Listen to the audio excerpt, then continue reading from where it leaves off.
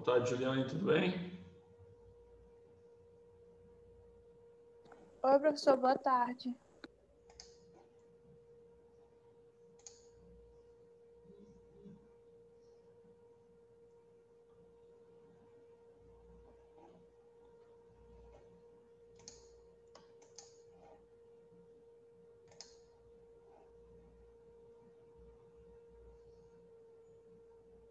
Chegou mais ninguém até agora, professor? Não. Deixa eu avisar no grupo lá que é o mesmo convite da aula passada.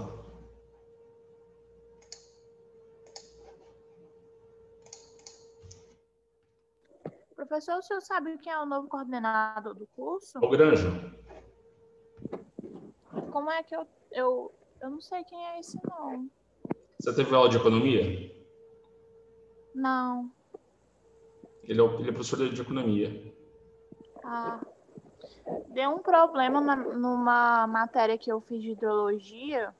Eu não sei o que deu, porque eu tinha Ela não passado aparece, com... Oi? ela não aparece no seu histórico. Não, ela aparece como reprovada. Eu tinha passado com presença e com nota. E aí eu não sei o que aconteceu, mas aí agora a presença caiu para 74%. Quem que Aí era, agora parece como se eu tivesse reprovado. quem que era o professor? É o Clerson. Clerson, manda uma mensagem para ele, um e-mail para ele. Ele Pois arruma. é, eu tava com medo de, tipo assim, mandar por aqui e não ser resolvido, sabe? Porque eu não sei, a gente precisa conversar essas coisas às vezes pessoalmente. Não, manda para ele e entra em contato com o professor.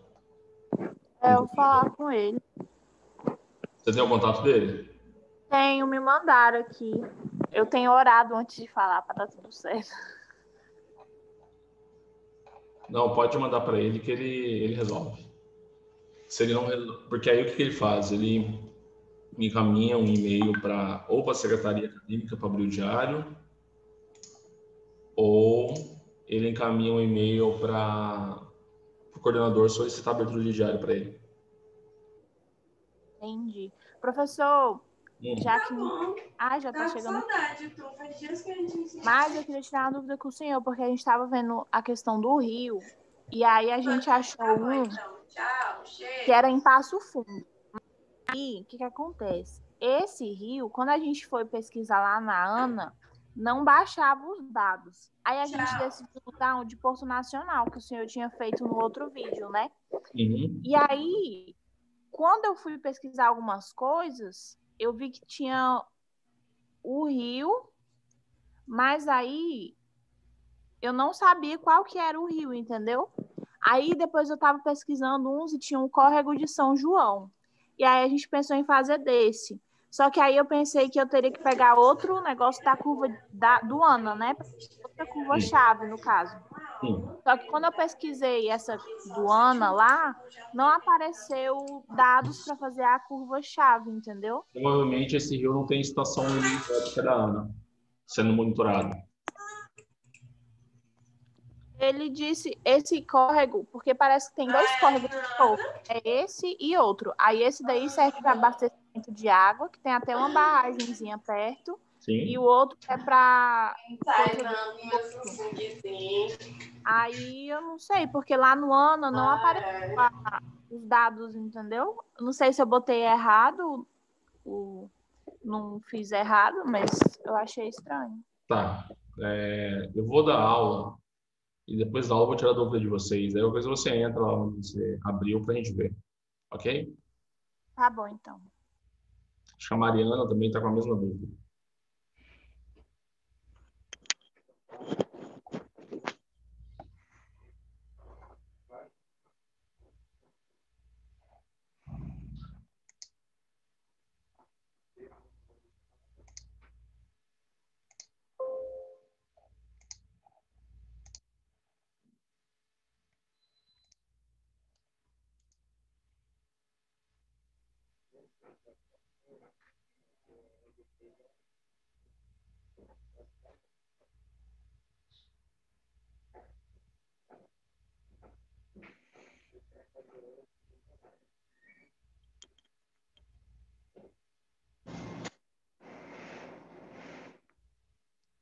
Só vamos começar? A gente vai gravar a aula, então depois, quem não conseguiu participar, vê a gravação.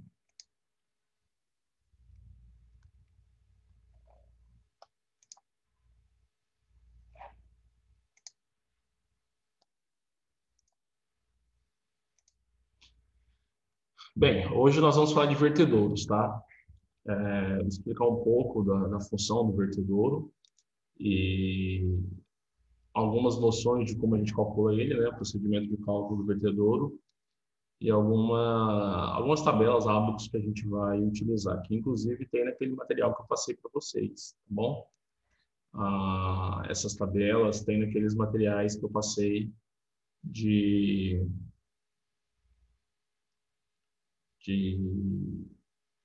aproveitamento, botei naquele trabalho, tem lá, tá? E tem mais algum outro material aqui que eu vou separar e vou encaminhar para vocês também, tá bom? Então, vou falar de vertedouro, mas de certa forma eu vou falar de sistemas extravasores, tá? Porque acaba que nem sempre nós só temos o vertedouro. O vertedouro é o principal órgão extravasor numa barragem, tá? Mas existem outros, né?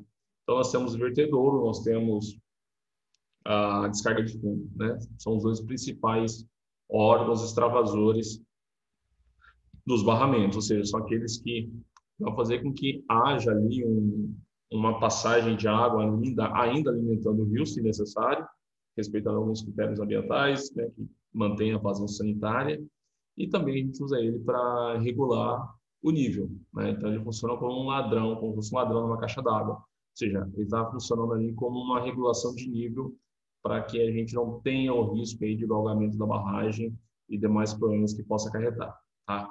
Então, Então, tá aí a função, a imagem da função dele. A função dele, basicamente, é extravasar a água em excesso da barragem, mantendo o nível do reservatório constante, tá? Então, nós temos diversos tipos de vertedouros, né? Nós temos vertedouro criando o próprio corpo da barragem, a gente tem vertedouro lateralmente a barragem, como vocês estão vendo aqui, que é o caso de Itaipu, tá bem? Aqui já é um vertedouro no corpo da barragem, né? Esse vertedouro, na grande maioria das vezes, ele pode ser tão um vertedouro de soleira livre, tá? Que o que nós não regulamos, né? A gente não monitora, a gente não opera esse vertedouro. Ele é uma soleira livre, o que chegou naquela cota é drenado automaticamente. Como a gente pode trabalhar com sistemas de comportas, tá? Que aí nós temos ali uma possibilidade de elevação maior. Então, nesse detalhe aqui nessa imagem, por exemplo, nós temos uma comporta aqui entre o nível da onde está a comporta até o nível do barramento, nós temos 5 metros, né? Então, nós temos ali uma possibilidade considerável de aumento de cota, de nível de reservatório, caso necessário, tá? E a gente vai distribuir a quantidade de vertedouros aí, a quantidade de comportas, de acordo com a vazão que a gente precisa trabalhar para esvaziar. De forma geral, a gente sempre costuma trabalhar com a vazão equivalente à vazão do tempo de recorrência, do período máximo de recorrência que você está avaliando. Então, se você está avaliando um TR, um tempo de recorrência de 50 anos, 100 anos, 200 anos, 500 anos, 1000 anos, 10.000 anos, você tem que ter uma possibilidade de inverter esse volume de água, tá bom? Então, é um dos critérios que a gente utiliza para dimensionar o vertedouro, né? Suas dimensões, sua altura, sua largura e o sistema de comporta, caso optamos por um sistema de comporta, caso seja soleira livre, não. Mas se soleira livre, você não trabalha com essa sobressalência aí de cota quando necessário, tá? Então, nós temos aqui o vertedouro de soleira livre, que eu estou falando para vocês, que é aquele construído no corpo da barragem, né? Ou seja, aqui a gente não consegue regular o fluxo, né? Então, nós temos uma determinada cota, quando a água chega nessa cota, ela extravasa, tá? Agora, caso eu precise altear esse volume de água, eu consigo? Não, eu não consigo, tá? A gente não consegue, não é possível fazer isso. E isso acaba que às vezes nos causa algum problema, se dimensionado de forma errada. Essa imagem que vocês estão vendo aqui é uma espécie de descarga de fundo para manter uma vazão constante nesse barramento aí para não se matar esse corpo hídrico. A salvação sanitária, ela pode ser uma solicitação da agência reguladora, ela pode ser uma solicitação da parte ambiental, das agências ambientais, para que tenha a descarga de fundo. Para vocês terem uma noção, existe o Manual de Segurança da ANA, tá? Que é um manual que regula, que diz respeito à segurança de barragens. E nesse manual, as barragens que não têm descarga de fundo, elas já são categorizadas como barragens de risco de médio a alto, tá bom? Então, elas já estão lá na categoria A e B. Por que isso? Porque acaba que você, às vezes, num momento de necessidade, você precisa abrir a descarga de fundo para tentar rebaixar o nível, tá? E você não tem uma estrutura que faça isso. Outra coisa que ajuda muito, outra função da descarga de fundo, o pessoal chama tanto de descarga de fundo como de desarenador de fundo, que é o quê? O rio, ele traz sedimentos, tá? Aquele córrego, aquele corpito, ele vai trazer sedimentos para o pé da barragem. E isso pode fazer com que você perca a vida útil da barragem. Você começa a acumular sedimentos na barragem e você começa a perder a vida útil da barragem. Quando você tem a descarga de fundo, ela é uma forma de você extravasar e você retirar aquele sedimento dali, tá?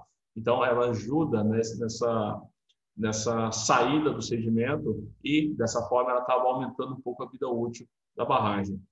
Infelizmente, nós temos várias barragens aqui no nosso estado e as condições da descarga de fundo, quando tem, são muito ruins, tá? Eu já misturei algumas em situações bastante complicadas, com fissuras, com vazamento da barragem, da galeria de drenagem dessa descarga de fundo para o corpo da barragem de terra, já provocando erosão por piping, tá bom? E a manutenção, quando ela não projetada, quando ela não executada de forma correta, é bastante complexa, tá bom? Ela é bastante complexa. Mas a descarga de fundo ela é necessária e hoje ela tem uma significância relevante no que diz respeito ao Manual de Segurança de Barragens. Tá? Então, aqui é um vertedor construído no corpo da barragem, que a gente chama de vertedor de soleira livre. Tá? É isso que vocês estão vendo aqui, essa forma de escadinha, é uma forma de você diminuir um pouco a energia da água nessa saída para evitar erosão por cavitação aqui no vertedor. Então, tá aí um esquema dela, né? Então, nós temos aqui um perfil tipo Krieger, então, um reservatório, a descida, o perfil tipo Krieger, tá? A soleira livre e a crista da barragem, né? Então, eu tenho até essa cota. Ou seja, eu tenho que calcular uma forma de que a água que vai extravasar aqui, por um possível tempo de recorrência, ela caiba nesta área, tá? Essa vazão seja suportada por essa área. Se passou dessa altura da crista da barragem, a gente vai ter um fenômeno de galgamento, tá? Que o fenômeno de galgamento muitas vezes pode levar a barragem à ruptura, a depender do estado que esteja a barragem. Aqui um exemplo de uma barragem que eu trabalhei, tá? Que é um projeto que foi feito. O pessoal então fez um vertedor de soleira livre. Esse vertedor aqui tinha em torno de 50 metros de largura, tá? Era uma barragem com uma área alagada aí na faixa de uns 30 hectares mais ou menos. Bom, e ela tinha uma altura aqui, na soleira livre, em relação à crista da barragem, de 1,40 m, tá bom?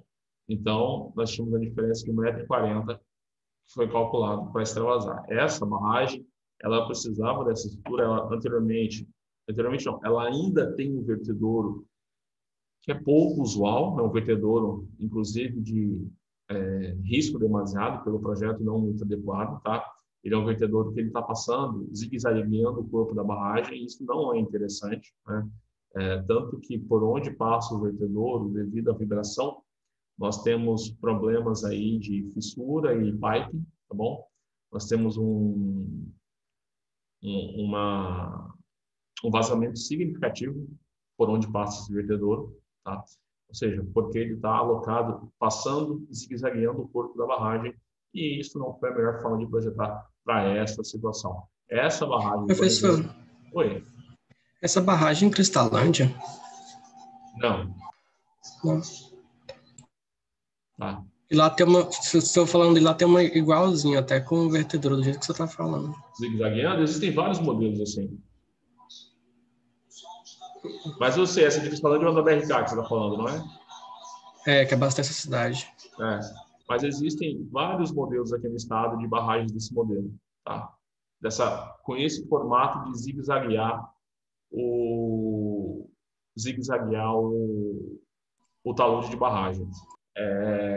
Foi meio que um modelo que foi adotado em algumas situações e acabou que não é a forma mais interessante de se trabalhar, tá bom? E essa barragem ela já teve episódios de alagamento já. Tá? Aqui, mais algum detalhe, então, deixando o vertedor de soleira livre, então tem-se toda essa área para trabalhar vindo para o canal de distribuição. Quando a gente posiciona esse vertedouro nas margens do reservatório, tá? É possível você trabalhar na margem do reservatório. Então, nós temos aqui o exemplo de Itaipu, tá? Aqui, se eu não me engano, esse exemplo é Ilha Solteira. Então, nós temos aqui o rio, tá? A barragem principal está aqui, né? E o vertedouro está lateral, soltando água inclinada aqui, tá? No corpo do canal de fuga, no corpo do rio. Tá? Por que não colocar essa barragem, por exemplo, soltando 90 graus? Porque você corre um sério risco de cavitar essa porção de cá da barragem. Então, você tem que estudar a melhor posição de soltar esse vertedouro, evitando de soltar essa água do vertedouro, evitando a possibilidade de erosões, tanto nessa ombreira aqui, dessa margem, quanto também no pé da barragem. Então, esse vertedouro que vocês estão vendo, essa água subindo aqui, é o que a gente chama de vertedouro salto em esqui, né? O tipo Krieger ou vertedouro salto em esqui. O que acontece? A água vem, ela desce, ela é lançada para cima, e ao ser lançada para cima, ela perde energia, tá? Ela perde velocidade, você quebra a velocidade dela, e você diminui dessa forma o risco de cavitação aqui no pé da barragem, né? Quando a gente vai trabalhar com essa ideia, geralmente a gente usa esse tipo de vertedouro sempre que tiver volume de água muito significativo, né? Então, se eu der uma vazão muito alta, é interessante a gente trabalhar dessa forma. Se nós temos vazões menores, tá? Por exemplo, como mostrado anteriormente nessa imagem, não é tão necessário eu trabalhar, né? Então, você vai calcular isso, você vai fazer o cálculo da vazão, período de mínimo de máxima cheia, tá? Período de mínimo e máxima vazão. E, em cima disso, você vai determinar qual a vazão que vai passar aqui, você vai calcular essa vazão e vai ver se eu necessito de colocar um vertedor tipo salto esqui, um vertedor tipo salto Krieger, tá? Ou não, ou eu posso fazer um vertedor escalonado como esse. Depende também, ressaltando, do material que eu tenho aqui. Se eu tiver um material rochoso no leito desse rio, eu tenho uma garantia maior. Se eu tiver um material rochoso ou um material de origem mais laterítica, talvez uma rocha de classe 4, classe 5, rocha já fraturada, ou uma rocha sedimentária com resistência um pouco menor, aí o risco de cavitação é muito grande. Então, quanto mais você diminuir essa energia potencial da água, dessa descida da água, melhor.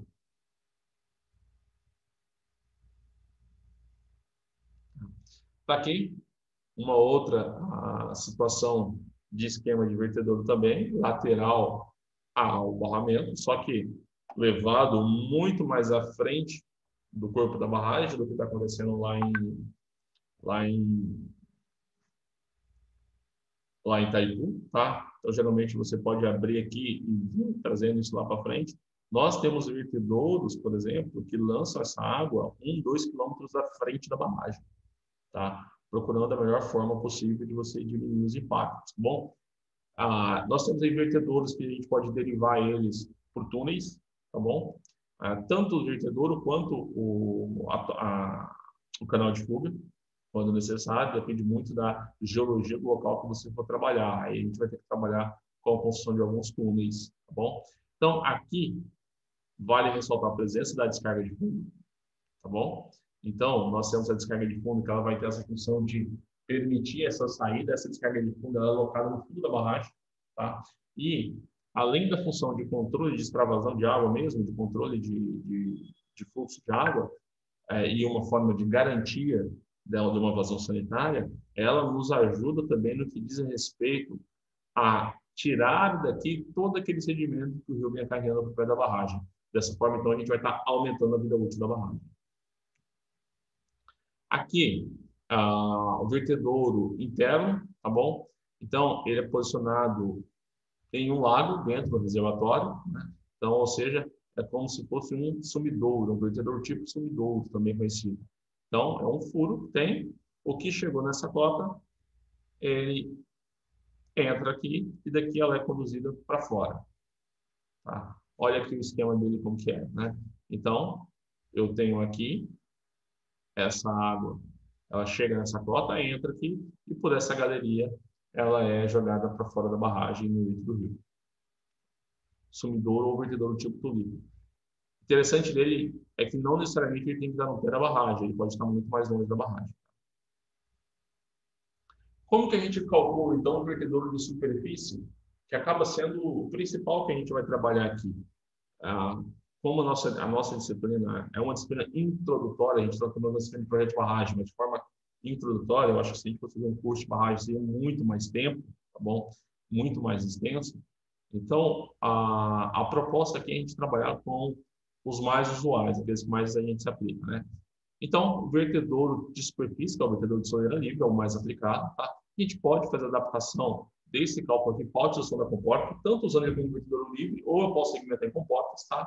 Então, basicamente, a gente tem que determinar a descarga por comporta, né? Como que a gente determina essa descarga por comporta, tá? Essa descarga por comporta nada mais é do que um coeficiente de descarga tabelado, que multiplica a largura da comporta vezes a altura da minha comporta, tá? Elevado a 1,5. Bom, então essa é a equação para a gente determinar essa descarga por comporta. Professor, eu não tenho comporta, eu quero fazer um vertedor de soleira livre. A equação é a mesma. A diferença é que a largura é a largura de todo o canal do vertedor que a gente vai trabalhar, tá bom? Então, adotar o menor número possível de comportas, observando no mínimo 2 unidades. Tamanho máximo para a comporta de 20 por 20 metros, tá? Ou seja, 20 de largura por 20 de altura, tá bom? E respeitando uma relação entre altura e largura de 1 a 1,4. Por que colocado no mínimo 2 unidades? A partir do momento que você propõe trabalhar com vertedouro, porque você vai propor ali uma regulagem, uma regulagem de nível superior à cota base do vertedouro, tá? A gente tem que ter no mínimo 2 comportas, tá? Esse mínimo 2 comportas diz respeito à própria manutenção.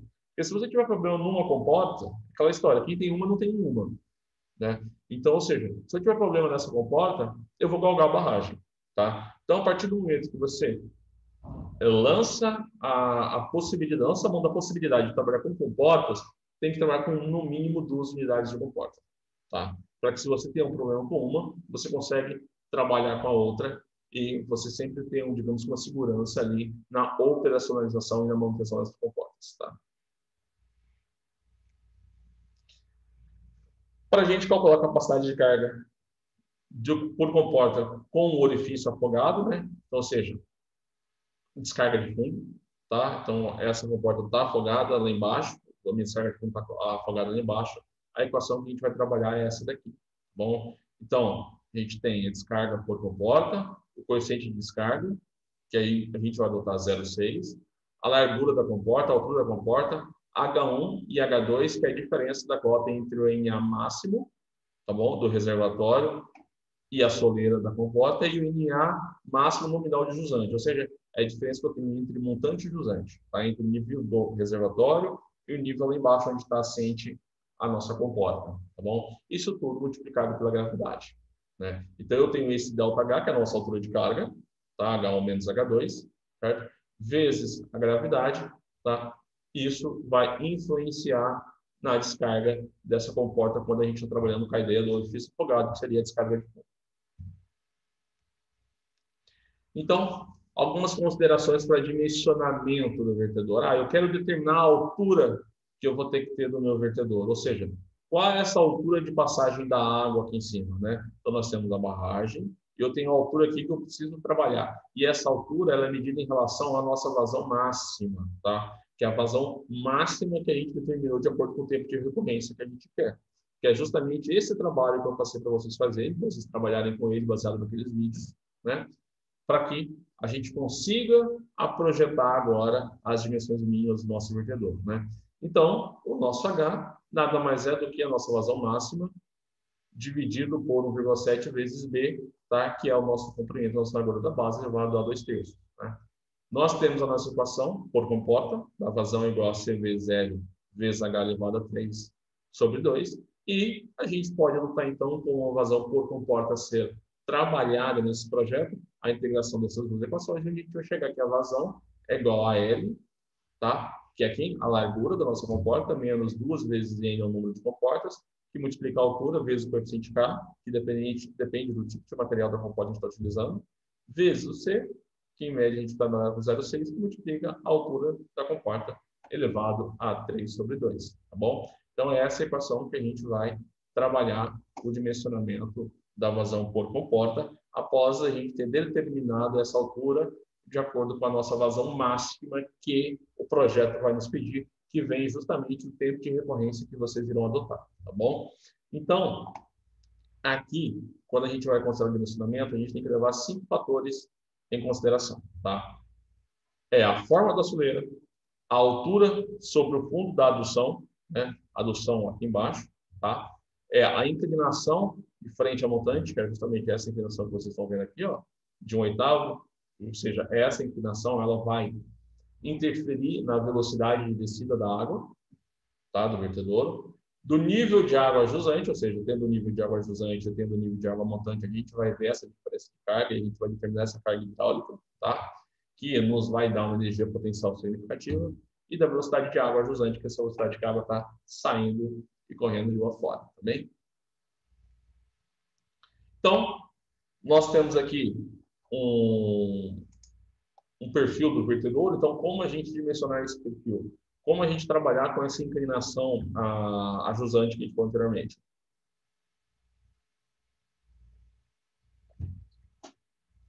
Então, a inclinação da face do montante, nós temos inclinação de 1/0, vertical, 1/3, 1/1,5, 1/1, tá? Qualquer valores entre esses parâmetros, o que a gente vai fazer? A gente vai interpolar, bem? Então, para essas situações de inclinação de face de montante, o K, nós temos 0,5 para vertical, 0,5 para 1/3, 0,526 para 1/1,5 e 0,54 para 1/1. São os mais comuns que nós trabalhamos, tá bem? Inclusive, até no nosso projeto, se vocês olharem nas informações que eu passei anteriormente, a gente costuma trabalhar aqui face de montante com inclinação de 1/1,5, face de, variando de 1/1,5 a 1/2, e face de jusante variando aí de 1/2,5, tá? E o valor do coeficiente N, 1,872, 1,851, 1,802 e 1,780. E a gente vai aplicar eles nessa equação aqui, tá? Em que nós temos a distância vertical da crista, ou seja, é a altura que nós temos de crista, tá bom? Nós temos H0, que é a altura da linha de energia sobre a crista, ou seja, essa altura que a gente tem aqui, a de linha de energia sobre a crista, aqui está a crista da barragem. Quanto eu tenho aqui, que é o suficiente para extravasar aquela água, baseado na largura do nosso barramento, tá bem? E nós temos aqui x, que é a distância horizontal, considerando o ponto mais alto da crista igual a 0, tá? E n, que são fatores que dependem da inclinação dessa face de montante da soleira, tá? Ou seja, jogando esses parâmetros nessa tabela, a gente consegue começar a traçar a forma do nosso vertedor, tá? Para que a gente consiga traçar a forma do vertedouro, nós precisamos determinar algumas informações, né? Então, a gente precisa encontrar aqui quais são os parâmetros de raio x e y que melhor se adequam para que a gente possa traçar a nossa curva. Então, o que vocês estão vendo aqui? Ó? Raio igual a 0,235H, por exemplo, aqui. O que a gente está falando? O raio a se colocar, se traçar essa curva aqui, é um raio de 0,235 vezes H0. tá?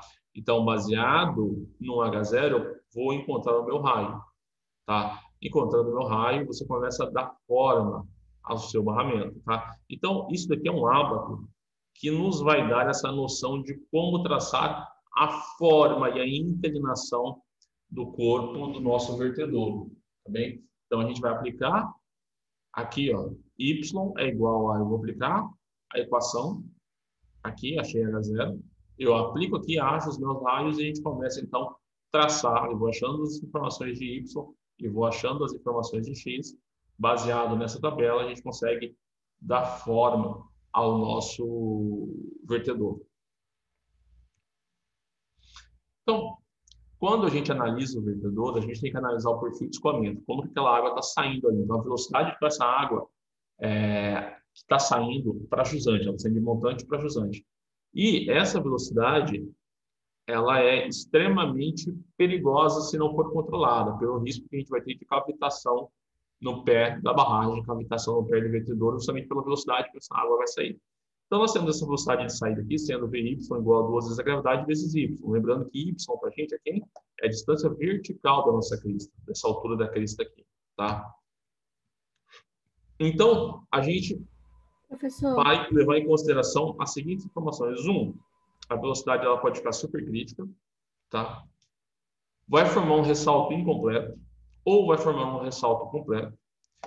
Forma-se um ressalto afogado, onde o jato d'água de grande velocidade acompanha primeiro a forma do fundo do canal e depois toma caminho definido por baixo ou pelo meio da água mais lenta.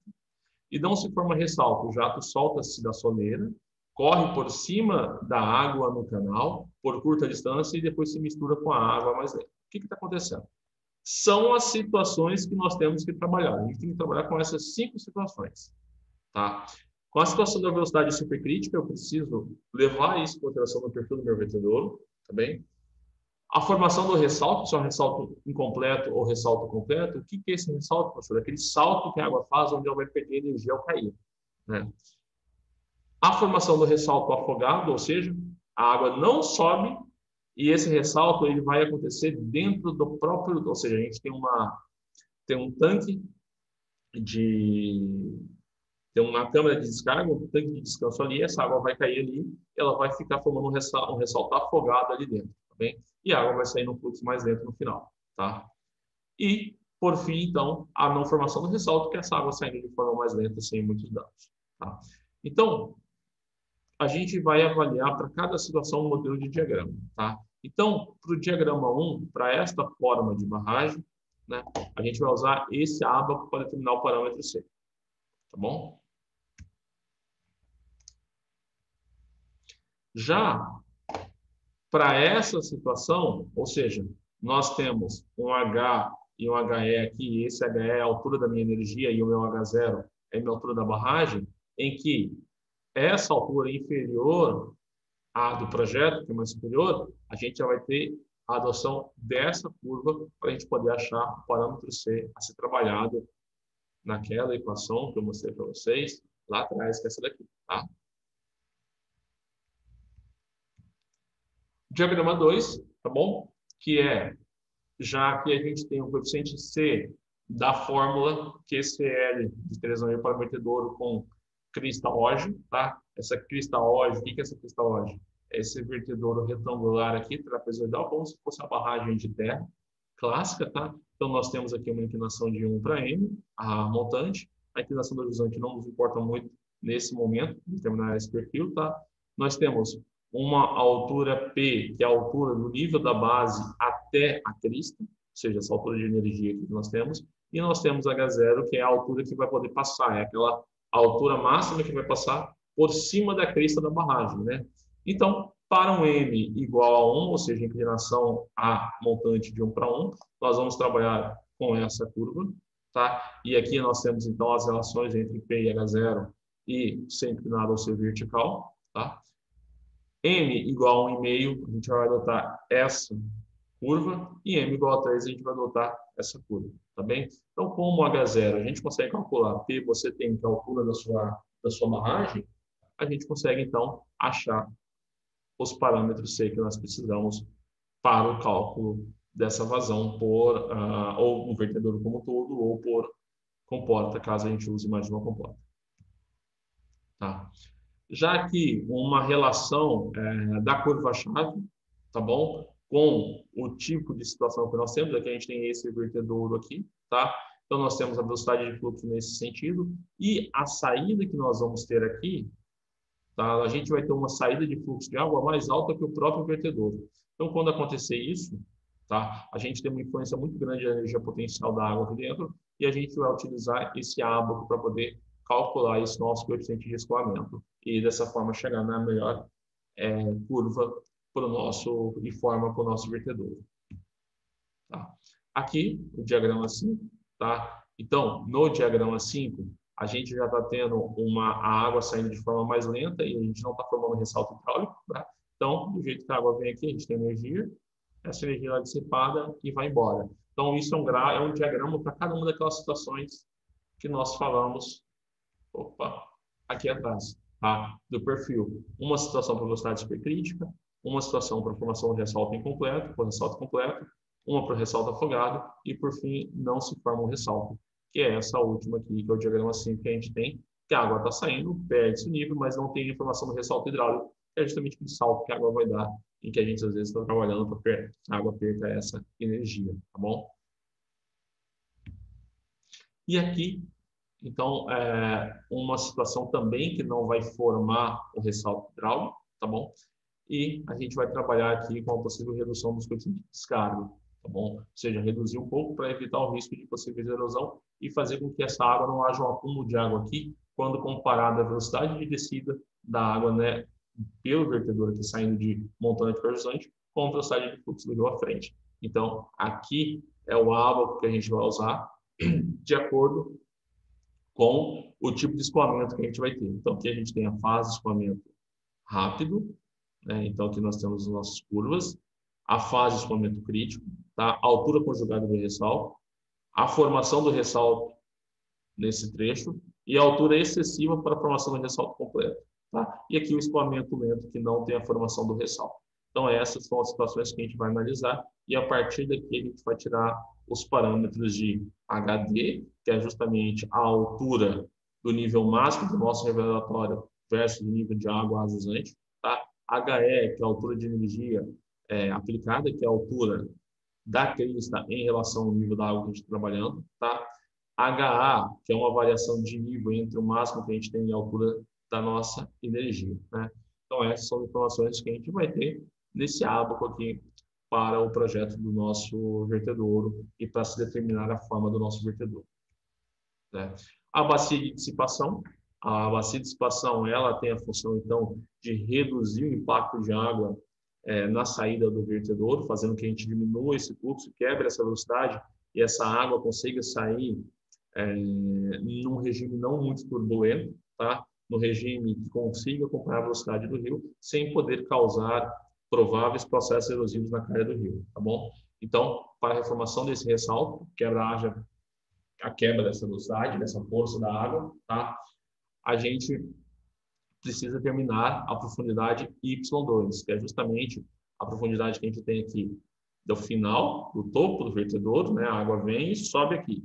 Então, a gente precisa da final do topo do vertedouro em relação à base aqui do nosso vertedouro, do final dele, tá? Então, a gente aplica nessa equaçãozinha aqui e a gente vai achar o valor de Y2. Esse Y1 aqui vai ser a largura da base em relação ao nível mínimo da cota da nossa barragem.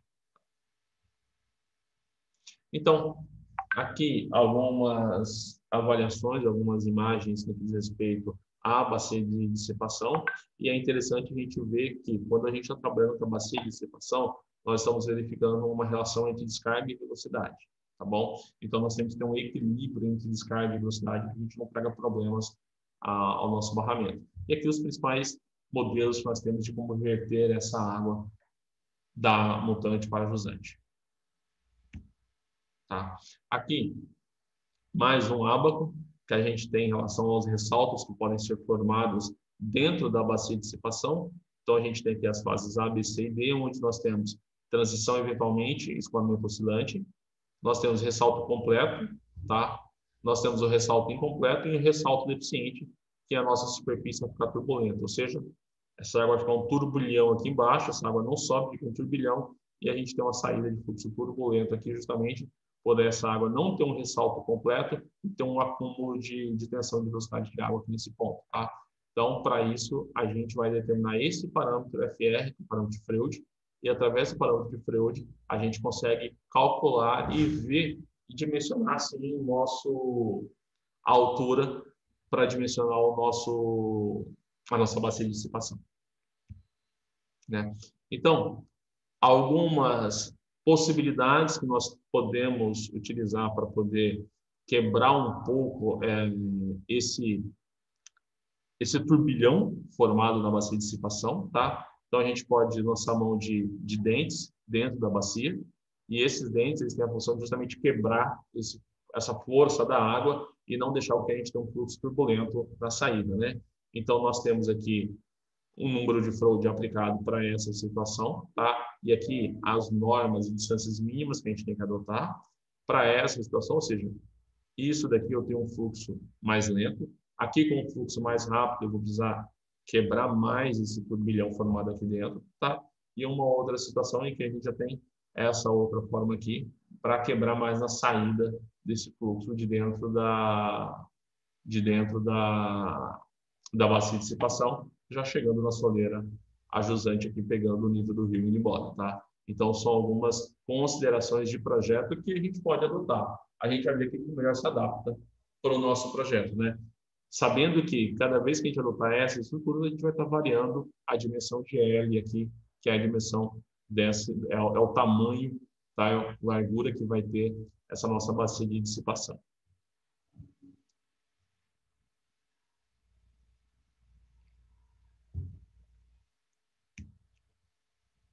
A descarga de fundo, tá? Então, a descarga de fundo ela é importantíssima a gente ter, tanto que ela leva em consideração o manual de segurança, né?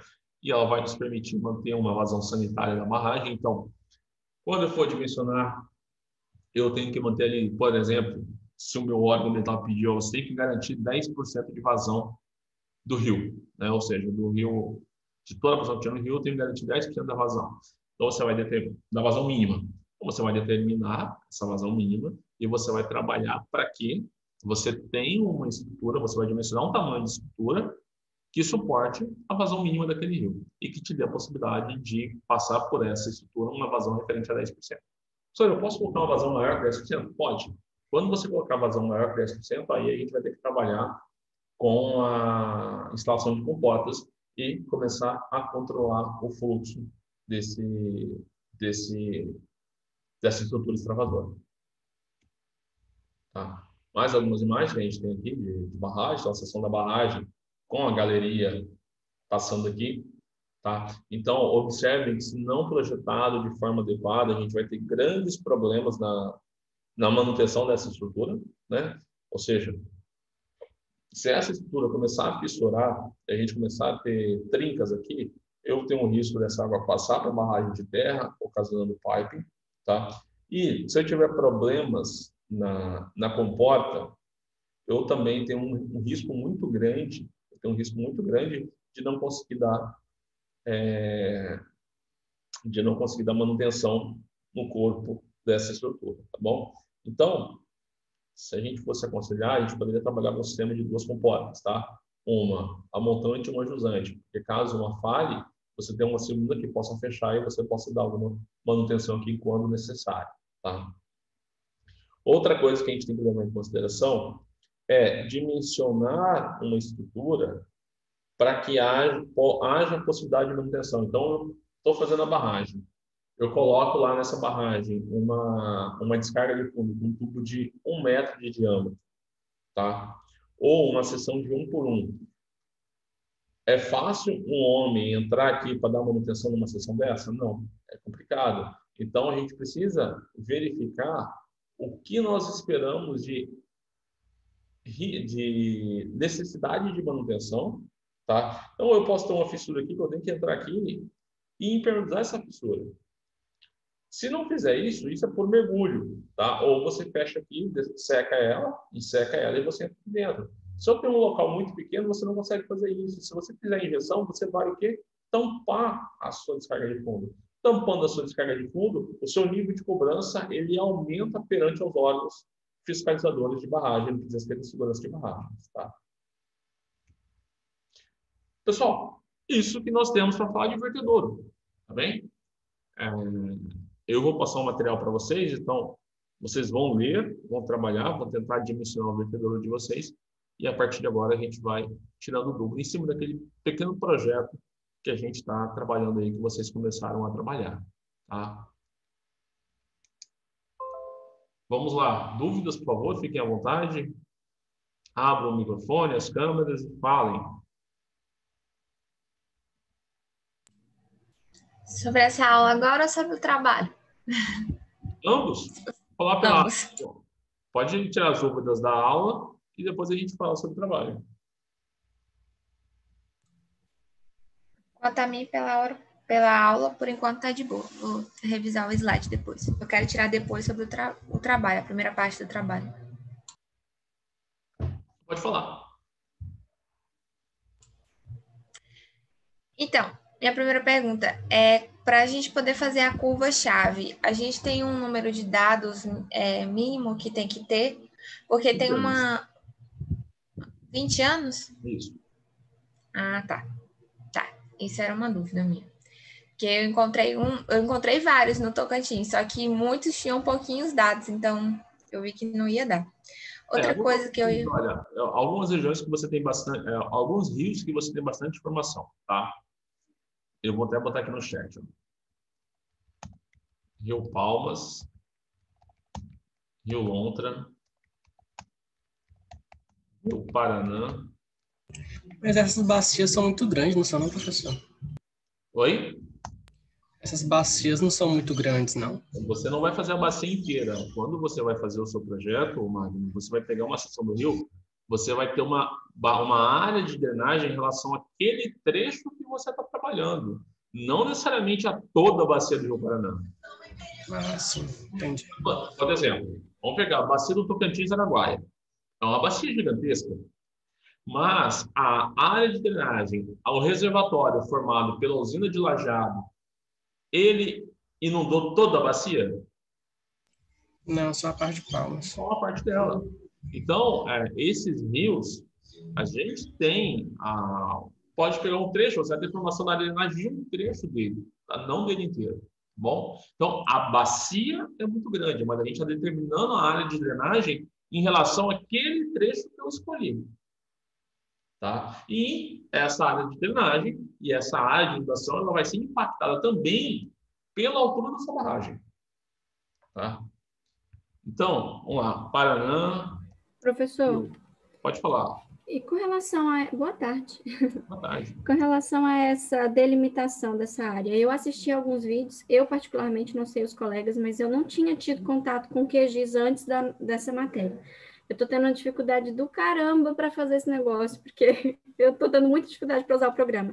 Eu vi alguns vídeos que realmente as pessoas falavam que o arquivo era muito grande, então mesmo que o computador fosse muito bom, ia ficar pesado para rodar ele inteiro, a gente tinha que delimitar áreas. Mas eu não consigo delimitar. Como que a gente faz? O senhor tem alguma instrução para a gente conseguir tirar esse pedacinho? Lá no QGIS, quando você vai fazer, fala... Porque o que ele está falando de delimitar a área? Se eu posso pegar uma imagem daquela do Earth Explorer, por exemplo, ou do Topodata, quando eu pego um quadro daquela imagem, aquela imagem ela é muito grande. Né? Só que a partir do momento que você pega o seu rio e você vai lá na sua estação em que você trabalhou e você pega a coordenada dela e lança a coordenada lá, você não vai trabalhar mais com a imagem. O seu ponto de referência é a coordenada. Então, vai deixar de ser pesado. Porque você vai trabalhar com um ponto em específico. Isso era uma dúvida minha também, sabe? Porque eu tentei jogar, eu consegui um shape da bacia que eu estava fazendo, aí da delimitação dela, né?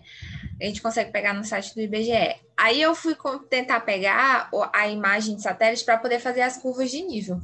Quando eu joguei, a minha bacia sempre ficava na pontinha da imagem. Aí eu ia lá, voltava no Topodata, fazia um quadrinho maior, né, para tentar ver se ela ficava dentro. Eu não sei porquê, eu não sei se é alguma coisa de eixo, alguma coisa. Ela sempre fica no cantinho, ela não fica dentro da imagem que eu peguei, mesmo eu fazendo um retângulo maior.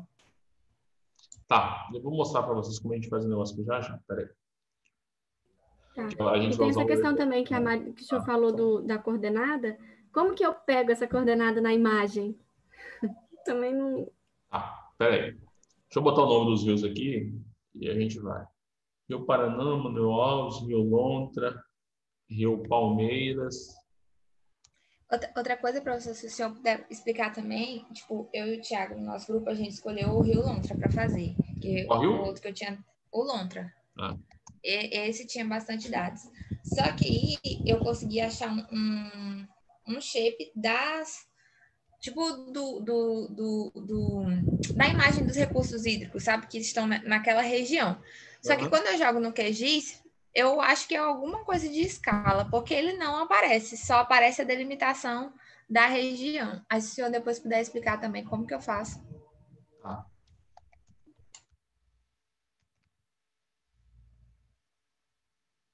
Rio Palmas, Rio Lontra, Rio Paraná, Rio Manuel Alves, Rio Palmeiras, Rio Sono, Ribeirão Bonito ou Ribeirão do Inferno, né, que tem que ver qual dos nomenclatores está usando lá, que fica na região de Taguatinga.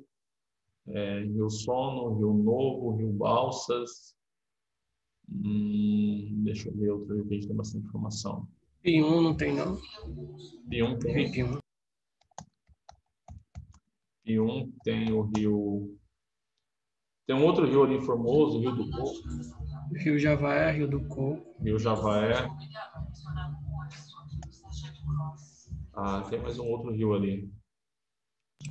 Tem um outro rio próximo. Mas enfim, aqui já tem várias opções. Se vocês forem para sul, sudeste, São Paulo, aí muita coisa. Tá? Aí quase todo riozinho lá tem informação. Então, não necessariamente precisa pegar aqui no estado do Tocantins. Tá? Pode pegar em outros rios fora. Então, por exemplo, São Paulo, Paraná, Santa Catarina, Rio de Janeiro, Espírito Santo é quase tudo mapeado. Tá? É quase tudo mapeado. Eu vou mostrar para vocês aqui como a gente faz para pegar uma imagem que a gente vai trabalhar no QGIS. Eu não vou conseguir abrir o meu QGIS, porque o meu QGIS, meu computador está com problema e está travando. Mas eu vou mostrar a imagem, eu vou formatar o PC aqui e eu vou mandar o vídeo para vocês com o QGIS, tá? Mas, por exemplo, você vai lá para o... Deixa eu ver aqui. Agora.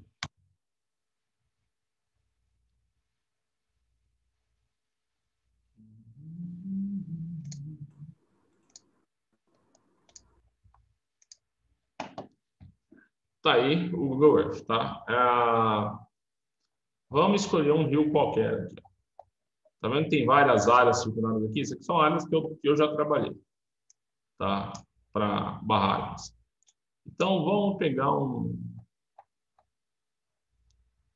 seguinte aqui.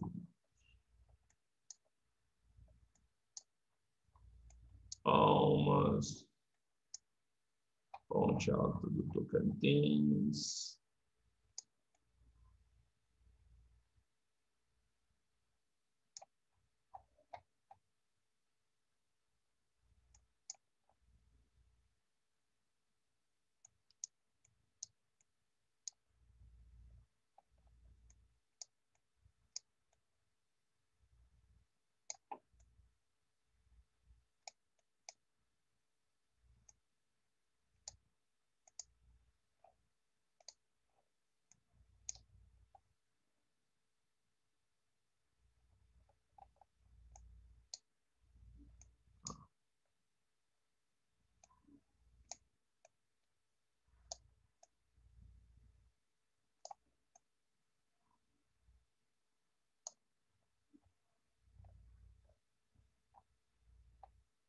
Que essa aqui é o HS Amoiqueda, tá?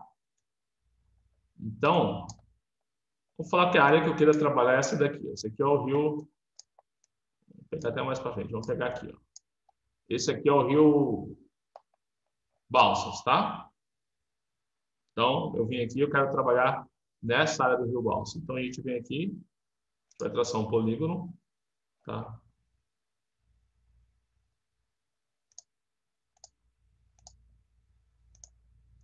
Eu quero avaliar nessa área aqui, tá? Então, dou o nome de... Opa, desculpa. Área de estudo de barragem.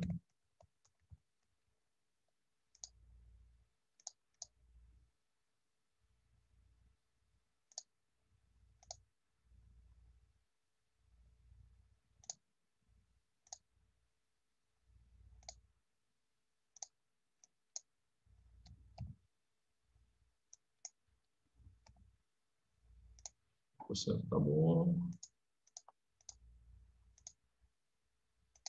Ok, então, aí você vai vir com o botão direito aqui, ó. Tá? E você vem salvar lugar como? Então, eu salvei o nosso lugar aqui. Então, a área de estudo de barragem, a minha área de trabalho, como KMZ. Salvei. Tá? Salvei, o que você vai fazer agora? Você vai abrir o Google.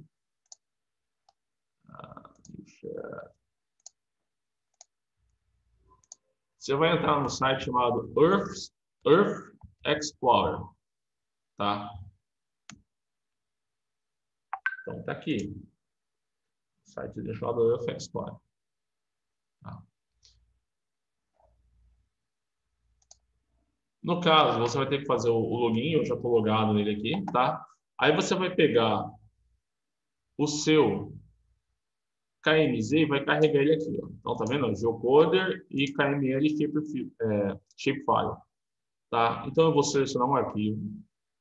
Meu arquivo está lá na área de trabalho. Abre. Tá? Tá vendo? Esse foi o arquivo que nós criamos agora, tá? Que a gente peguei o trecho do rio Tocantins aqui, do rio Balsas, para analisar, né? Então, tá aqui, ó, da limitação da área do município, de Ponte Alta do Tocantins, aqui já está partindo do Monte do Carmo, Palmas, tá bom? As divisões dos municípios.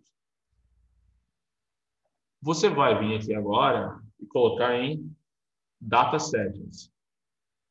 Data Settings, a gente vem...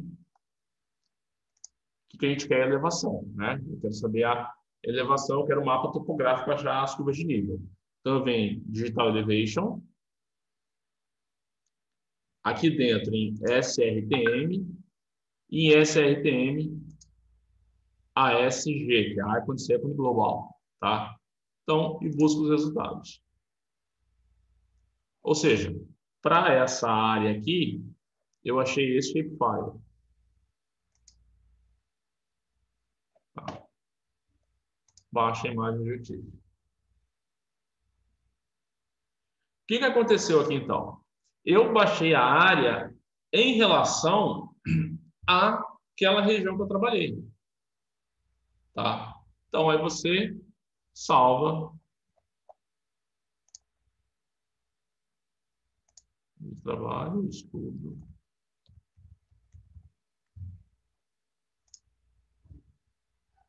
Tá. Aí você vai salvar o shapefile em relação à sua área de estudo. Tá? Então, quando você faz isso, Mariana, reduz bastante o peso, e Gabriele, reduz bastante o peso da imagem a ser analisada, porque você está restringindo ela. Tá? E lá também tem como você reduzir mais ainda só esse pedacinho dentro do QGIS. Porque esse trecho aqui, provavelmente vai ser um trecho desse tamanho aqui assim.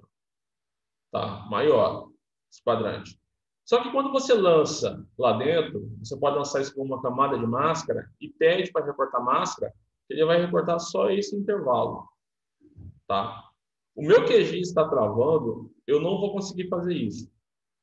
Mas o que eu vou fazer? Eu vou tentar arrumar o computador, me diz que ele arrumar para mim, eu vou fazer um vídeo dessa retirada só desse trechinho e vou passar para vocês.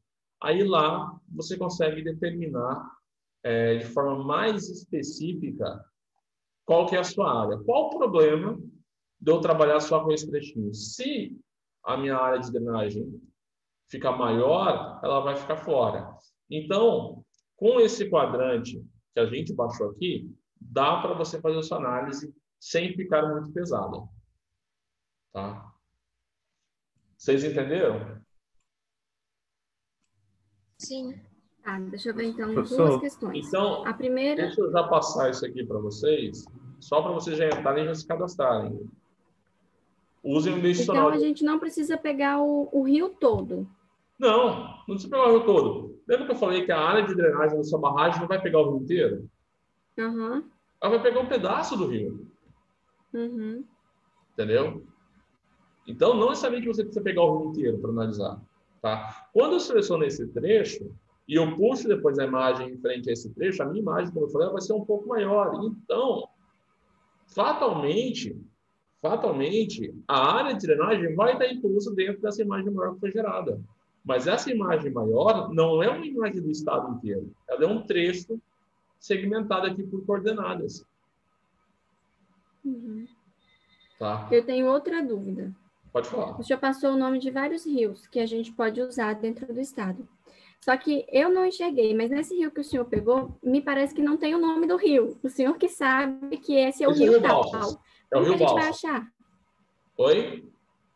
Tá, porque assim, o senhor sabia que era o rio Balsas, mas aí vamos supor que eu escolha o rio Palmas. Como é que eu vou saber qual que é o rio Palmas para eu tirar a área dele? Só um minuto, peraí. Porque do que eu tinha visto, mostra o nome das cidades, mas não vi o nome dos rios.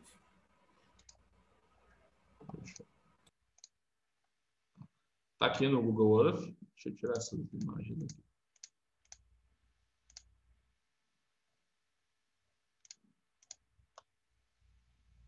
Tá. Então, professor, oi. Teve um vídeo que eu vi do QGIS que ele usava outra plataforma, era Topo alguma coisa. Topo Data. Isso. Qual que seria melhor para usar? Qualquer um. Quando faz...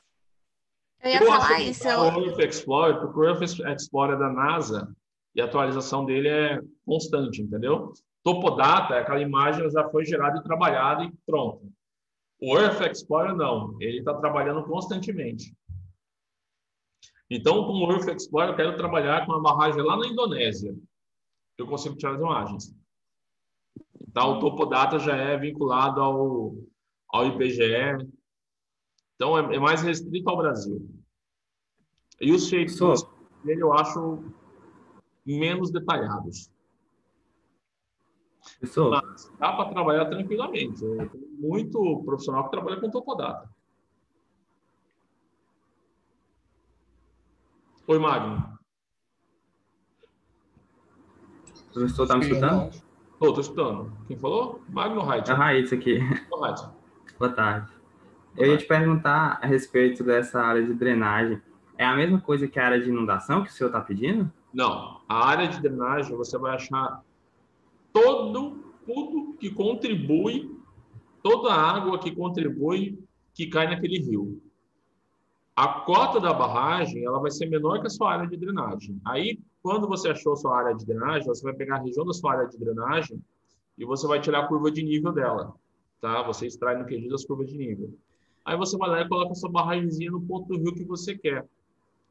Então, com a cota que você quer, aí você só vai traçar uma linha na curva de nível. Professor, o QGIS gera essa área? Gera a curva de nível. É um comando simplesinho lá. É a gente que vai definir, no caso, então. Você vai definir. O que eu falei para você, se não me engano, que a altura tinha que ser no mínimo 10 ou 15 metros. Não lembro de cabeça. 15, acho que a barragem acho que era de 15 metros. Tá. 15 metros. E o diagrama também, o QGIS que gera de cota volume? Sim. Por linha. Ele vai gerar por linha e depois você espaça essas linhas de metro em metro e calcula depois.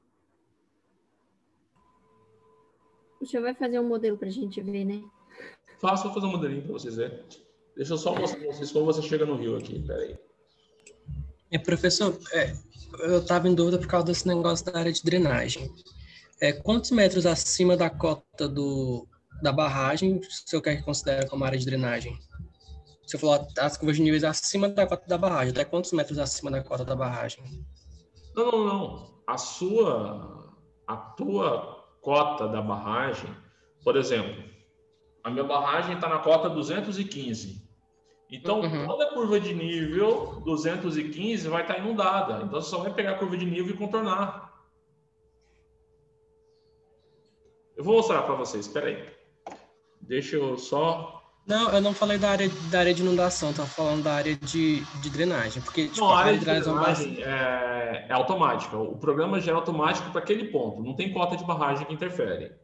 A área de drenagem só vai mostrar para você qual que é a bacia que contribui com a água naquela área estudada, para aquele ponto.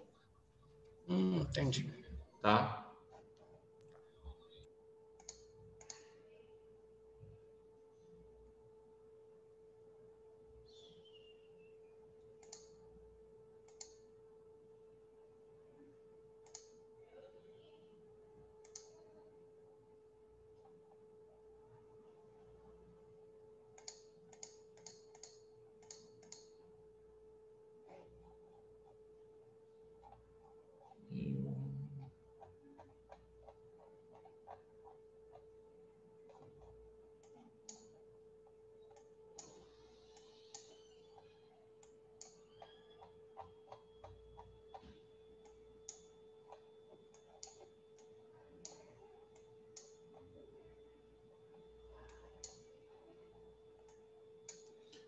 Peraí, Gabriel, tentando achar onde que é o comando aqui que faz aparecer. Oi. Professor, esse rio de Porto Nacional, como é que funciona ele? Que a gente estava querendo pegar um que era Córrego São Francisco. Porque eu não achei. Aí eu não sei como é que funciona. Como assim não sabe o que funciona o quê? É porque assim, lá tinha vários. Não, professor, tá sendo difícil para mim para eu pegar esses trem aí. Porque a gente queria fazer o de Porto Nacional. Só que aí parece que Porto Nacional tem aqueles dois que eu tinha dito para o senhor antes, que era um de abastecimento, que era esse Córrego São Francisco, e o outro que era de negócio do tratamento de esgoto, que é outro. Mas aí tem esse rio aí de Porto. Aí eu não sei. Não sei se serve para fazer de córrego também. Pode fazer de córrego, mas você tem que ver se você tem informação dele na ANA. Lá no site da ANA, você tem informação? Pois é isso que eu tava querendo ver, porque lá parece que tem 2. Aí eu não sei, eu também não sei se eu errei na hora de botar a informação. Quando eu apertei lá para ver, ele nem dá uma pasta, sabe? Que é quando geralmente tem uma pasta e a gente tira, que o senhor mostrou que tem vários dados, né? Aí nesse, não, quando eu baixei o arquivo, só veio aquele arquivo no Excel, que já era, acho que era para ter das cotas, mas não apareceu nada. Tá, deixa eu... Peraí que a gente já abre lá, deixa eu dar uma olhada. Gabriele, aqui, ó, quando você coloca em massas aquáticas, vai aparecer o nomezinho, tá? No rio que você está trabalhando. Tá vendo, ó? Entendi. Então, eu posso abrir em Palmas e clicar na opção massas aquáticas, que vai me dar o nome dos rios. Você vai ver os rios que estão informados lá, tá? Tá. Uhum. Ele rio, cadê o rio Balsas?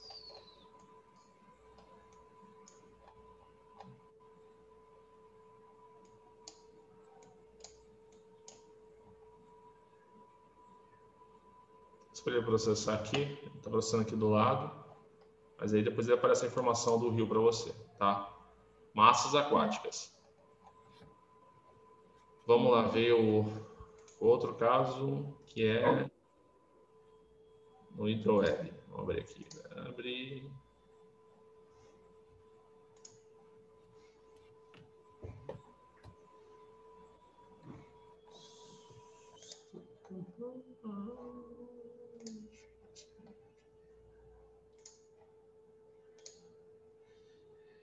Quem é que estava falando comigo agora? Que eu não vejo quem está falando, só escuto. Era a Juliane?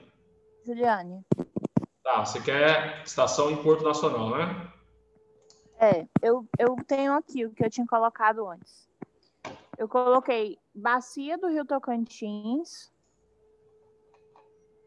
aí Estado do Tocantins, município Porto, e aí eu coloquei subbacia, porque tinha algumas, e eu não sabia se ele entrava em subbacia ou rio. Aí eu fui procurando a que tinha São João. Aí, no caso, eu achei na subbacia 22, Rio Tocantins, Manuel Alves, Sono. E aí, no Rio, eu coloquei Rio São João. Então, Porto Nacional aqui, nós temos 3 informações aqui. Areias, Água Suja, o Mangues e esses outros 2 aqui. Então... Pois é. Aí eu achei que eu não sabia qual desses seria. Aí eu preferi procurar em subbacias também. Porque aqui não tem como ver qual é o rio, ou tem? Não. Esse daí que tem de Porto. Não.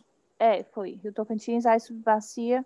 Eu fui pesquisando, eu fui colocando essas aí até eu achar uma que tivesse Rio São João. Subbacia aqui, São João.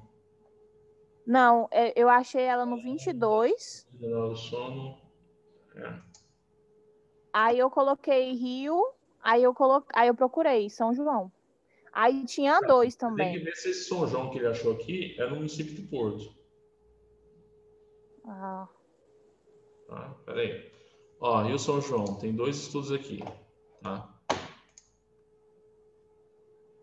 É em Porto mesmo. Tá aqui, ó. Pois é. Aí quando eu baixei esse daí, ele dava só um arquivo muito estranho lá. O que tem aqui? Esse professor, eu acho que aconteceu com ela o que aconteceu comigo sobre Ponte Alta, porque tinha poucos dados, por isso que não dá para fazer. Por isso que eu mudei. Eu tô achando também. Porque no começo eu achei que eu tava botando errado, mas eu acho que é porque não tem dado mesmo. Aconteceu comigo a mesma coisa. Quando eu baixei de Ponte Alta Tocantins, veio um arquivo só. E só tinha medições de 3 anos. Ele não te interessa. É um arquivo de qualidade de água. Pois aí não tem nada, né? Então esse é só tá medindo qualidade de água. Isso aqui provavelmente é aquele projeto que o FT toca aqui junto com a SEMADES, que fica monitorando a qualidade da água da bacia do São João. Do São João e do Tocantins aqui, financiado lá por aquele, como é que chama? Fórum das Águas. Então, já não te atende, tá? Olha só, quando você pega, por exemplo, do Rio Tocantins aqui, ó, vamos tirar essa informação.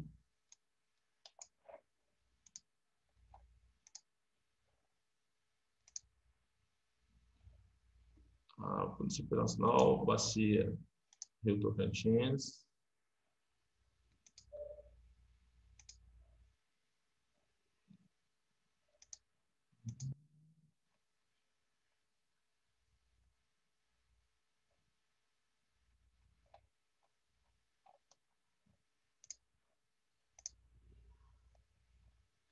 Vou pegar aqui, eu acho que essa aqui.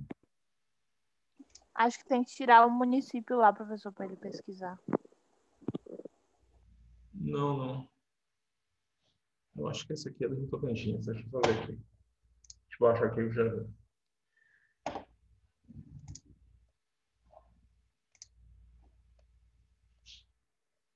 Também não. Só a qualidade da água.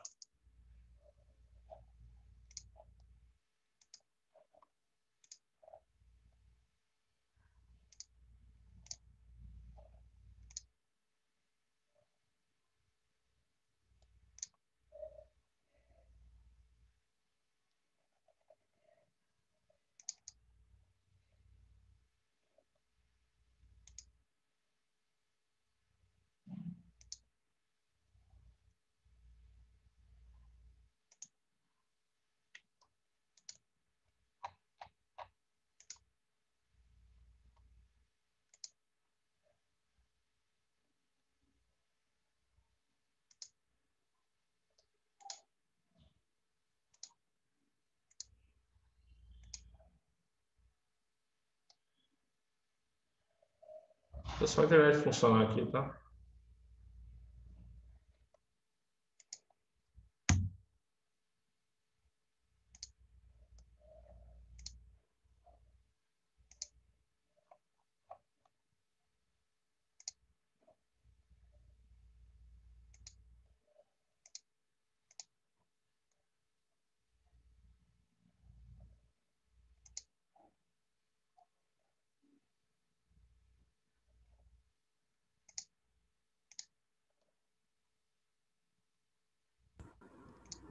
Professor?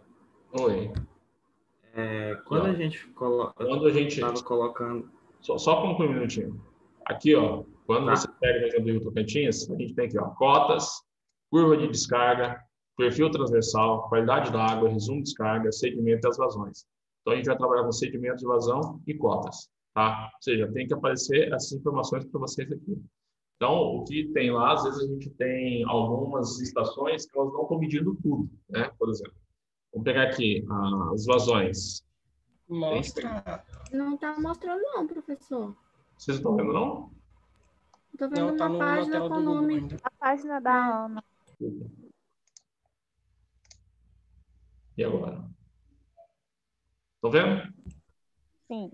Tá. Então, ou seja, eu baixei aquela estação lá, que estava na Ana. Olha a quantidade de informação que a gente tem. Tá? Então, eu tenho informação 2001, a última leitura em 2001. Professor, por que essa última leitura foi em 2001? Porque inundou, foi embaixo d'água. Mas eu tenho dado de leitura do Rio Tocantins desde 1972. Tá? Então, desde 72 já se tinha leitura aqui no município operacional do Rio Tocantins. Tá? Então, a gente tem que ter essa magnitude de informações.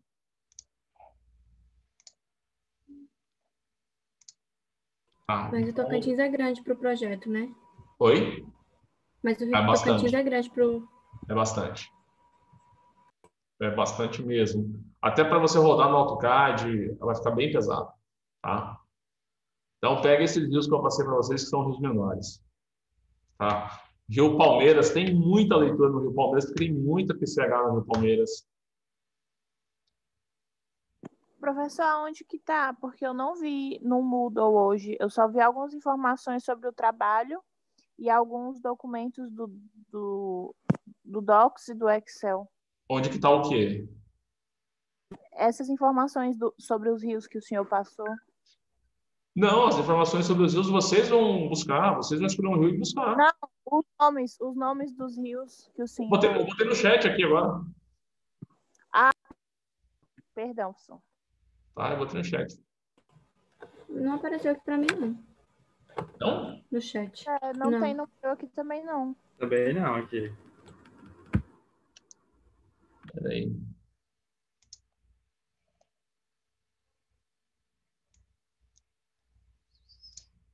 É porque o chat foi para a sala de espera.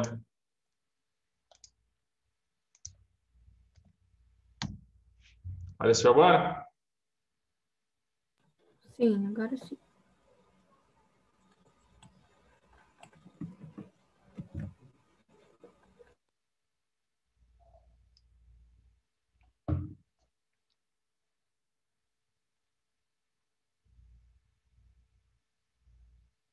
Então, veja algum desses rios, tá? E tentem trabalhar com eles.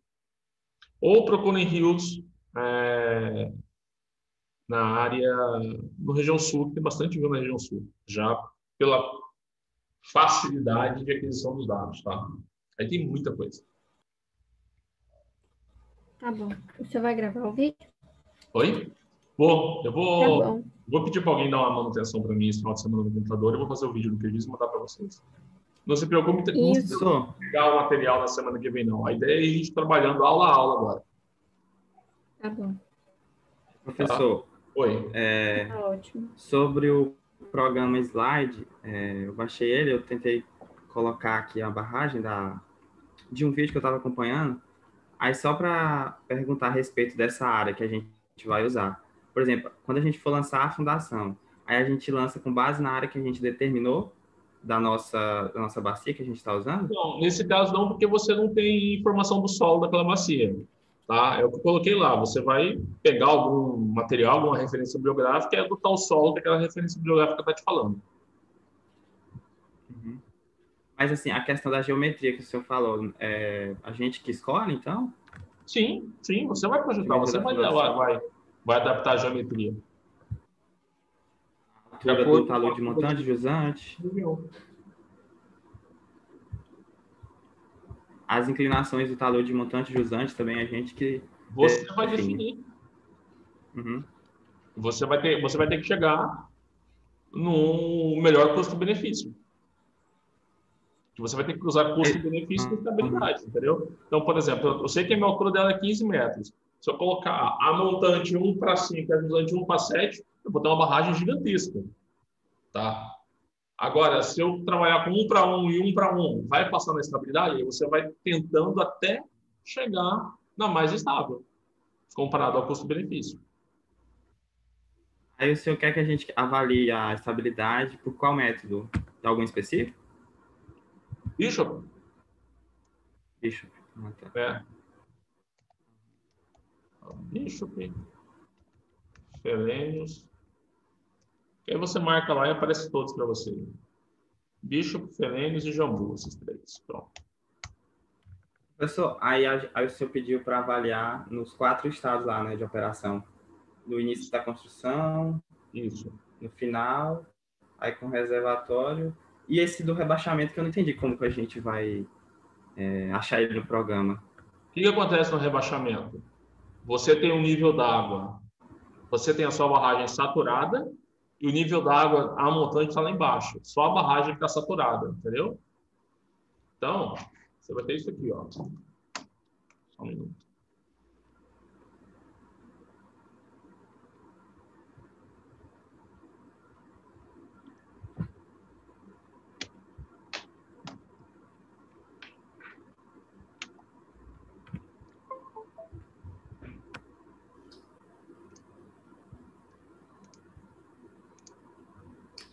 Olha, quando você está trabalhando com a barragem, rebaixamento, você tem a barragem aqui.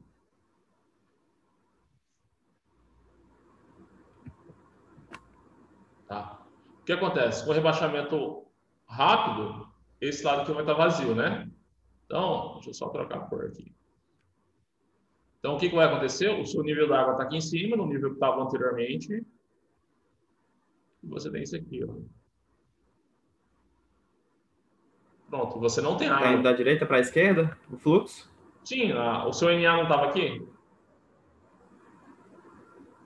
O NA da sua barragem está aqui? Eu estou mostrando aqui, ó. Então, o fluxo é da esquerda para a direita, né, professor? Porque Então, a água está aí, vai. Lá você escolhe, esquerda para direita, direita para esquerda. Montante e jusante. Tá? Meu rio está aqui. Tá? Montante e minha jusante. Então, ou seja, quando esvazia rápido, essa água aqui ela não consegue sair de uma vez. Então, ela fica aprisionada aqui dentro. Tá?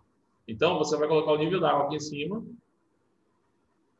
Tá? E ver como vai ficar a estabilidade. Porque aqui embaixo vai estar tudo saturado.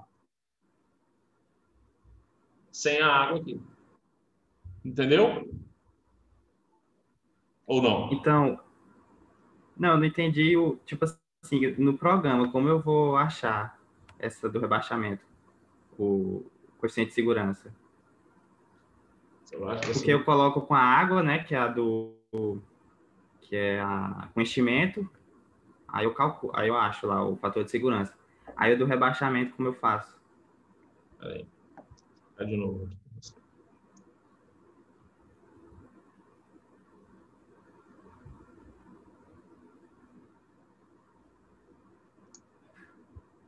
Quando você vai fazer com a água, o que você faz? Você faz a barragem aqui.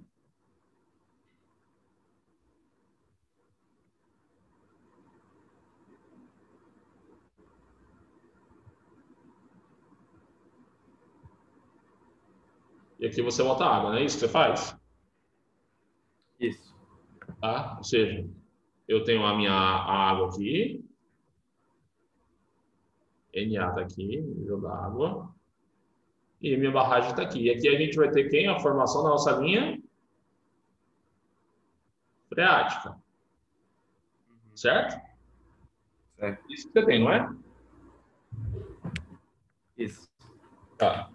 Quando você vai ter um rebaixamento rápido, o que vai acontecer?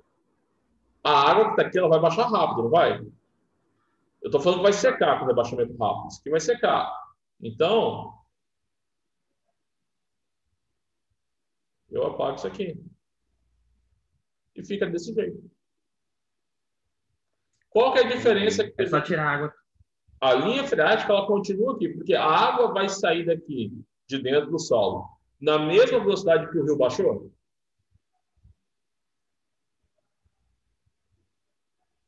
Não.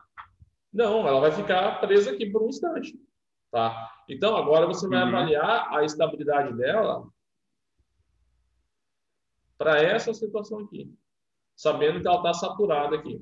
E eu não tenho mais aquela água que fazia uma força e ajudava o equilíbrio aqui, porque eu tinha o impulso da água anteriormente. Ah, entendi. Entendeu? Entendi. Ah, entendi. Aí, quando a gente for calcular o talude, por exemplo, de montante ou jusante, é só trocar lá o fluxo, né? Da direita para a esquerda, da esquerda para a direita. Ah, entendi. Entendi. Tá? Lá nas configurações, você pode escolher se você quer direita para a esquerda ou esquerda para a direita. Ah, tá. Entendi. Obrigado. Não.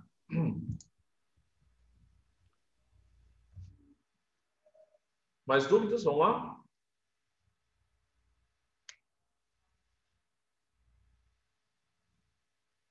Ninguém tem mais nada a falar? O senhor ficou de explicar o negócio lá de área de... Eu esqueci o nome. Não é área inundada, não, é o outro. Ah, Oi? a sua dúvida na... Aqui, ó.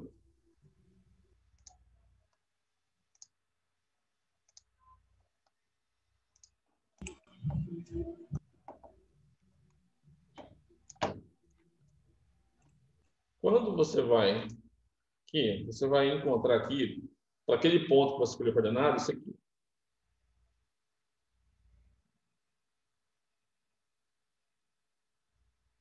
Tá? E aqui você tem a sua área de drenagem. Riozinho aqui indo embora, tá? Então,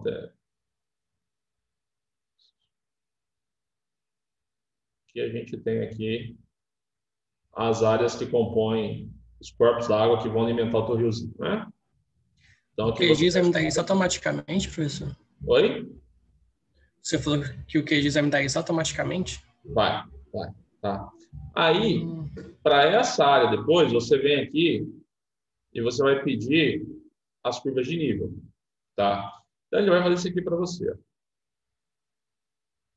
vai desenhar, aí você coloca de 1 em 1 metro. Curva de nível 1.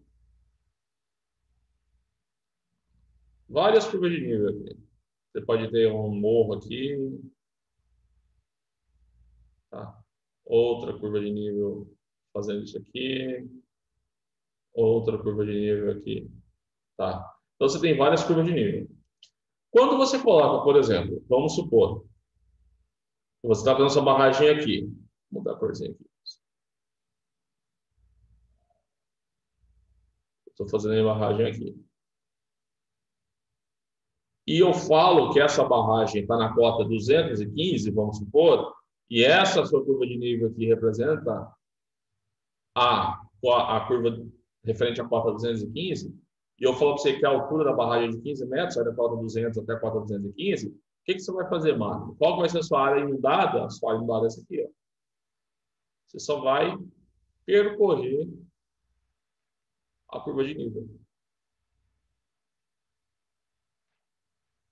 Ou seja, isso daqui é a área do seu reservatório. Essa é a área inundada. Entendi. É que eu estava achando que a área de drenagem seria toda a bacia restante do... Não. Mas não, é só uma área ali próxima. A área de drenagem é a área em que você tem as drenagens dadas pela elevação, tá, pela cota, que contribuem com água para esse rio. Então, por exemplo, vamos supor que aqui seja o pico da montanha.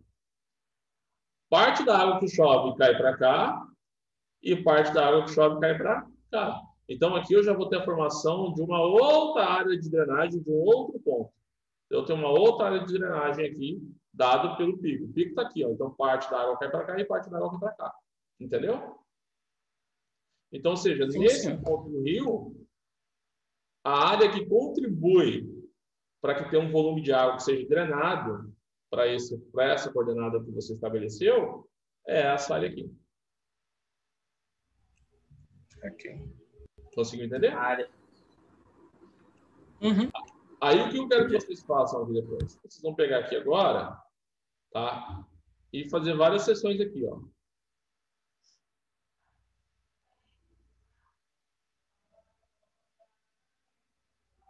Que aí você pode fazer tanto no AutoCAD quanto no QGIS. Tá? Ou seja, eu fiz essa seção 1 aqui, vou chamar de seção 1. Qual que é a forma que vai ter? Eu tenho essa forma aqui. Aí eu calculo essa área. Tá? Depois, seção 2. Seção 2 já tem essa forma aqui. Vejo essa área. Encontro a minha área total, minha área média aqui, e multiplico por essa distância aqui, ó. Aí eu tenho o quê? O volume do rio, o volume do reservatório. Entendeu? Pessoal, olha alguma coisa? Uhum. Professor, aí cada sessão dessa vai ser uma cota? Não. Para fazer o diagrama lá de cota-volume? Você vai fazer todas essas sessões para cada cota que você vai analisar. Então, por exemplo, na seção 1 eu vou fazer para a cota 215. Aí depois eu falo, rebaixei a cota 1 metro. 214. Rebaixei mais 1 metro. E vai calculando as áreas, entendeu? Porque aí você consegue fazer a curva cota-volume, né? Então, o que eu tenho aqui? Aí a cota volume é para a área de drenagem toda ou só a área de inundação? A área de inundação, pessoal. A área de drenagem não é área inundada. Tá? E o volume do reservatório. Tá? Então, eu sei que quando eu tiver com a cota 200 encacetado, o meu gráfico vai estar aqui. Ó. Meu volume vai estar aqui. Tá? Quando eu tiver com a cota 201, meu volume vai estar... Desculpa, na verdade aqui. E meu volume vai estar aqui. Então, você tem um gráfico que mostra como que é o volume de água que você tem de acordo com a cota que você vai ler. Tá? E isso é importante para a gente porque, como nós temos leituras e a gente tem a curva-chave do rio, eu consigo determinar aqui, para a época do ano, qual o volume de água que eu vou ter para determinada região. Então, se eu estou trabalhando num projeto de abastecimento de água, igual o Magno falou da barragem que tem lá em Cristalândia, por exemplo, a barragem de Cristalândia, ela abastece a cidade, tá? Mas teve relatos lá de falta de água, se eu não me engano, uns 2 anos atrás, que eu fiz um serviço naquela região lá, tá? Aí o que o pessoal precisa ver? Qual que é o período do ano mais crítico, para baseado nesse período do ano mais crítico, que é minha cota está lá embaixo e meu volume de água está aqui, eu ver que isso aqui não atende a população, e a não atender a população, eu sei que eu vou ter que, por exemplo, fazer poço artesiano. E eu vou ter que operacionalizar esse poço artesiano na data X a data Y. Porque depois da data Y, à data Z, eu tenho chuva suficiente, eu tenho volume de água suficiente para atender a população. Tá? Então, é por essa a importância de determinar a cota, o gráfico cota-volume. Professor? Oi. Agora eu fiquei com uma dúvida, porque eu lembro que quando a gente fez hidrologia, para a gente dimensionar o reservatório, a gente trabalhava com os dados pluviométricos e com evapotranspiração, né? Para ver a demanda dos tempos de crise, para poder fazer o dimensionamento. No caso aqui, a gente vai trabalhar só com dado pluviométrico. O dado pluviométrico que a gente tem, deixa eu apagar aqui.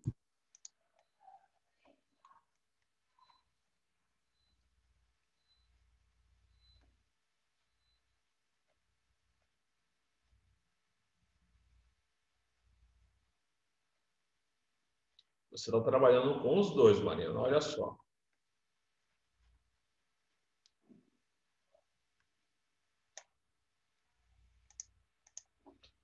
Nosso dado pluviométrico, ele não está assim? A gente tem uma tabela com data. Então, eu sei que janeiro, fevereiro, março, abril, maio, junho, julho, agosto. Tá. Eu não tenho a leitura de cota do rio para cada período desse? Sim. Uhum. Se eu tenho a leitura de cota do rio para cada período desse, eu não estou levando em consideração a pluviometria? Sim, verdade. Uhum. Né? Ou seja, eu sei que no mês de janeiro aqui, fevereiro, chove mais do que julho e agosto. Então, ou seja, a minha cota está mais alta aqui. E a minha cota está mais baixa aqui. Né? Então, a gente tem o quê? Período e cota. Eu tenho isso aqui. Então, quando a gente vai fazer análise, ainda mais que a gente está com uma curva-chave de 20 anos, eu estou levando em consideração a pluviometria também, porque quanto maior a pluviometria, maior a cota que o meu rio vai ter. Tá? Então, quando a gente trabalha com as leituras milimétricas, a gente já está levando em consideração a pluviometria. O que a gente não leva em consideração é a evapotranspiração. Só que aí a evapotranspiração ela é muito pontual, e para a gente, pelo volume de água, acaba sendo significante. E ela acaba sendo também levada em consideração nas leituras, porque varia a leitura do rio ali, da cota do rio. Entendi. Entendeu? Entendi. Obrigada. Uhum, entendi.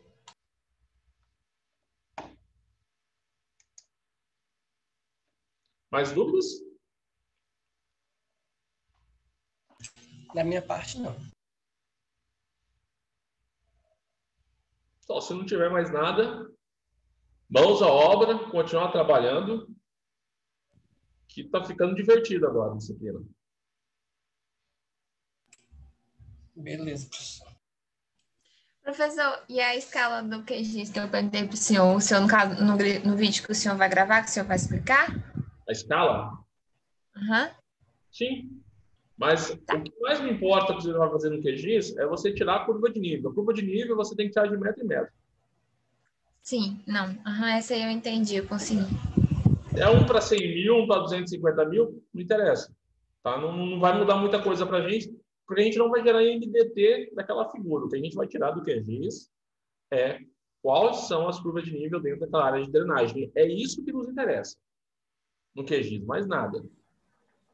Quando você for, então, gravar para mostrar para a gente como que utiliza, se eu puder gravar essa parte também, porque eu nunca utilizei, então eu não sei tirar a curva lá.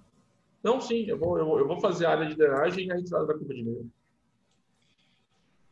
Eu achei um link, professor, na internet de uma pessoa explicando. Eu mandei lá no grupo da sala também, se alguém quiser ver. Tem um monte de vídeo. Eu assisti vários também, mas eu não entendi muita coisa. Curso no YouTube tem um monte disso aí. Não, mas beleza, a gente pega lá. Tá? O QGIS também é novo para mim. Eu estou usando porque é uma ferramenta mais fácil, porque eu sempre trabalhei com o campo, né? Então, fazer levantamento topográfico de campo, pegava as curvas de nível e calculava a área de drenagem tudo na mão ali do campo. Mas o QGIS facilita a gente obter alguns resultados, tá? Para pelo menos ter uma noção. Ele não dá um grau exato, mas uma noção a gente já consegue ter ali, tá? Mas eu vou fazer o vídeo e vou passar para vocês. Então, gente, bom final de semana para vocês, tá? Eu arrumando o computador essa semana, eu já passo para vocês. Obrigado, professor. Obrigada. Bom final de semana, até mais. Valeu, professor. Oi, Magno? Bom final de semana, até mais. Realmente. Magno, já pensou no que a gente vai fazer? Professor, eu estava vendo que eu estava tentando procurar para perguntar para o senhor se no IFTL tem um equipamento. Tem a competição de taludes, correto? Tem o Congresso Brasileiro de... Esqueci o nome agora. Me lembro se é de Geologia, que no Congresso tem a competição de taludes. Aí tem um equipamento específico, você faz o barramento nele e coloca a água de um lado para saber se ele suporta ou não. Eu queria fazer algo mais ou menos naquele rumo. O IFTL não tem aquele equipamento, né? Não, tem o equipamento para a gente adaptar, o canal hidráulico. Tem que fazer isso lá no laboratório de... Custa tudo isso nele. Aí eu já até baixei uns 2 artigos para ver os artigos eram sobre estabilidade de talude, e eu acho que o rapaz usava esses métodos que o senhor colocou aqui para calcular a estabilidade de talude. Tá, mas só que eu estava vendo ele para saber como que ele pegou os dados. Tá, isso você só vai aplicar se for trabalhar com barragem, tá? Sim. Porque, tipo assim, eu estava vendo duas ideias para apresentar as duas ideias para o senhor. Aí, ou uma era essa acho que até um TCC do menino do Rio Grande do Sul, ou é Santa Catarina, que ele pega uma barragem que tem lá e faz esses ensaios de estabilidade do talude. Eu estava tentando procurar no TCC dele da onde que ele tirou os dados, porque eu li superficialmente, parece que ele só pegou uma imagem de satélite e... Aí pra gente não interessa. O talude... Eu não consegui entender como que ele pegou a inclinação do talude lá. E aí pra gente não interessa. As dimensões. Não vai saber o que compõe a barragem. Como que a gente vai calcular a estabilidade de algo que a gente não conhece internamente? Isso. Só que eu estava pensando em adaptar aqui para o estado, né? Alguma barragem de terra do estado.